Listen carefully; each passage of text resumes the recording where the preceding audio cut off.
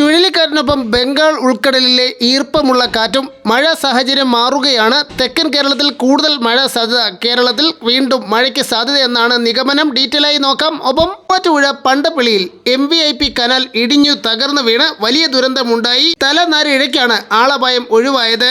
നിരവധി വാഹനങ്ങൾ ഓടിക്കൊണ്ടിരിക്കുന്നതിനിടെയാണ് കനാൽ ഇടിഞ്ഞ് റോഡിലേക്കും സമീപമുള്ള വീടുകളിലേക്കും വീണത്.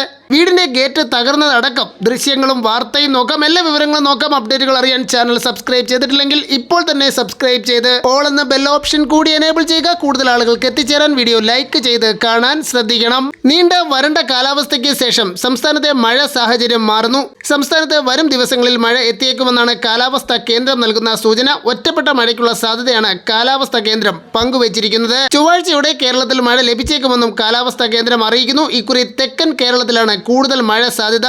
ഒറ്റപ്പെട്ട മഴ മധ്യ കേരളത്തിലും വടക്കൻ ജില്ലകളുടെ കിഴക്കൻ മലയോര മേഖലകളിലും കിട്ടിയേക്കും. ഇന്ന് പല സ്ഥലത്തും മഴ ലഭിച്ചു. പൊൻകുന്നത്ത് മഴ ലഭിച്ചതിന്റെ ദൃശ്യങ്ങൾ കാണാം. അടിമാലി അടക്കമുള്ള മേഖലകളിൽ ശക്തമായ മഴ 1 മണിക്കൂർ മുമ്പ് ലഭിച്ചിരുന്നു. പല പ്രദേശങ്ങളിലും ഇന്ന് മഴ ലഭിച്ചു. ഒരു ജില്ലകളിലും നിലവിൽ റെഡ്, ഓറഞ്ച്, യെല്ലോ അലർട്ടുകൾ പ്രഖ്യാപിച്ചിട്ടില്ല.